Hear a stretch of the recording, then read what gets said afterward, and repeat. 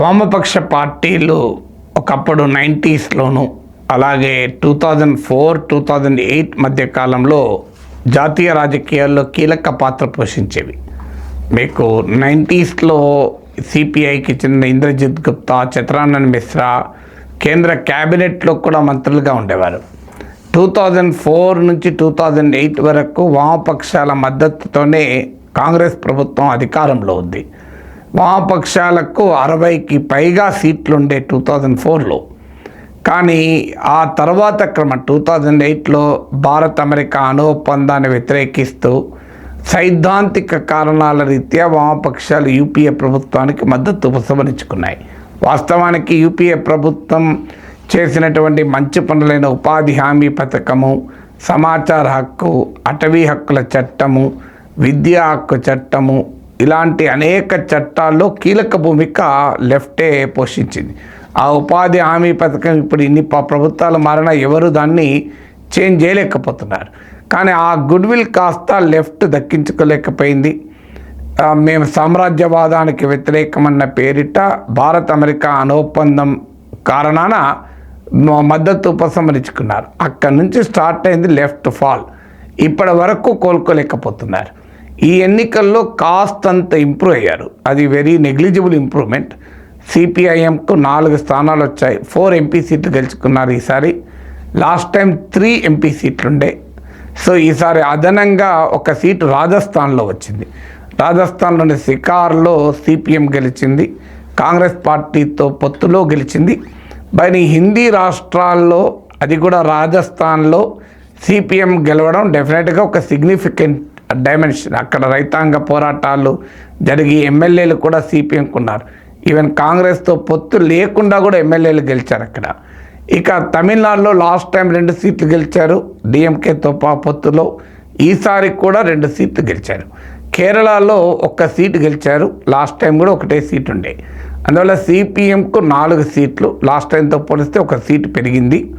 సిపిఐకి 2 సీట్లు వచ్చాయి. Last time కూడా 2 సీట్లు. అదనంగా ఈసారి బీహార్ నుంచి CPIML liberation, communist party of India Marxist Leninist liberation, Mahagathbandhan RJD Congress కూటమిలో భాగంగా 2 సీట్లు గెలుచుకున్నారు. ఆ రకంగా ఇప్పుడు 8కి లెఫ్ట్ బలం లోక్సభలో పెరిగింది. కానీ ఇది గతంతో పోలిస్తే 2-3 సీట్లు ఎక్కువ కావచ్చు, కానీ బట్ స్టిల్ నెగ్లిజిబుల్.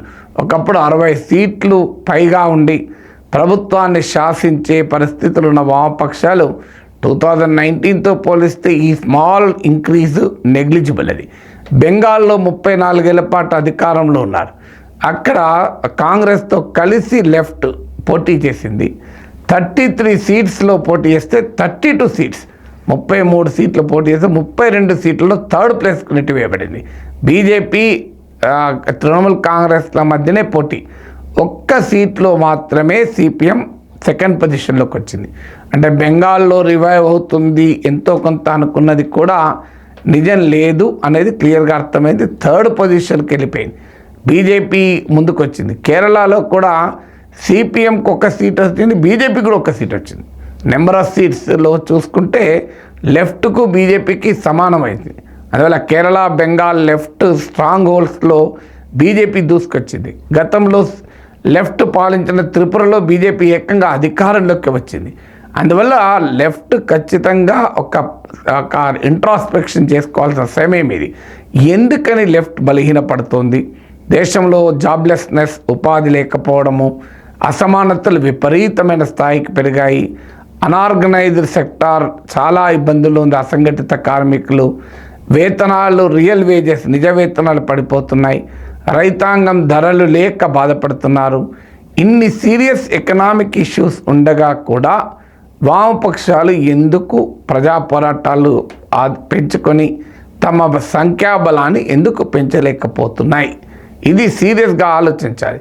కానీ అదే సమయంలో రిజల్ట్ పనిచేసిన చోటు ఉంది. ఇప్పుడు ఆంధ్రప్రదేశ్లో అరకు లోక్సభ స్థానంలో సిపిఎం అభ్యర్థి 1,23,000 ఓట్లు తెచ్చుకున్నాడు. బీజేపీ అభ్యర్థి పైన కూటమి తరఫున బీజేపీ పోటీ చేసింది. చాలా సిగ్నిఫికెంట్. ఒక పార్లమెంట్ సెగ్మెంట్లో 1,00,000 ఓట్లకు పైగా రావడం అనేది చాలా కీలకమైన పరిణామం. కారణం ఏంటంటే అక్కడ ట్రైబల్ ఇష్యూస్ పైన స్థానికంగా మా ట్రైబల్ ఇష్యూస్ పైన గణనీయంగా ఫైట్ చేయడం వల్ల జరిగింది. జీవో నెంబర్ 3 అంటే గిరిజన ప్రాంతాల్లో గిరిజనులకి రిజర్వేషన్ ఉండాలి అని, అలాగే వాల్మీకి బోయాలకు ఎస్టీ స్టేటస్ ఇవ్వడం పైన ఆదివాసుల్లో వచ్చిన వ్యతిరేకత, పోలవరం నిర్వాసితుల సమస్య, ఇది ప్రధానంగా ఆదివాసుల సమస్య, వీటిపైన పోరాడడం వల్ల సిపిఎంకి 1,00,000 ఓట్లకు పైగా వచ్చాయి. అంటే నేను కేరళ, బెంగాల్, త్రిపుర, రాజస్థాన్, ఆంధ్రప్రదేశ్ ఇవి అన్నిటినీ కంపేర్ చేస్తే మనకు అర్థమయ్యేది ఏంటి? పోరాటాలు, ప్రజల సమస్యలపైన ఉద్యమాలు చేసిన అరకు ప్రాంతంలో 1,00,000 ఓట్లకు పైగా సిపిఎం తెచ్చుకోగలిగింది. రైతాంగ ఉద్యమాలు జరిపిన చోట హిందీ రాష్ట్రాల్లో రాజస్థాన్లో ఒక సీట్ తెచ్చుకోగలిగింది. కానీ బెంగాల్లో దెబ్బతిన్నది, కేరళలో నిలబెట్టుకోలేకపోతుంది. అంటే ఎక్కడైతే వామపక్షాలు ప్రజా ఉద్యమాలు నిర్మించగలిగాయో, ప్రజా సమస్యలపైన పోరాడగలిగాయో అక్కడ ఆ ప్రజా పునాది పెరుగుతోంది. మిగతా చోట్ల ప్రజా పునాది పెరగడం లేదు. అందువల్ల తమిళనాడులో 2 సీట్లు గెలవడము కూడా ఇంకో ఇండికేషన్, సరైన ఎత్తుగడలు కూటమిలో సరైన ఎత్తుగడలు వేయడం వల్ల కూడా తమిళనాడులో సిపిఎం 2, సిపిఐ 2 4 సీట్లు తెచ్చుకోగలిగింది. రాజస్థాన్లో కాంగ్రెస్తో పొత్తులో 1 సీట్ తెచ్చుకోగలిగింది. అందువల్ల ప్రజా ఉద్యమాలతో ప్రజా పునాది పెంచుకోవడం, సరైన రాజకీయ ఎత్తుగడలు వేయగలిగితే లెఫ్ట్ రివైవ్ అవుతుంది. లేకపోతే ఈ మార్జినల్ ఇంప్రూవ్మెంట్ పెద్ద ఇంప్రూవ్మెంట్గా పరిగణించలేము.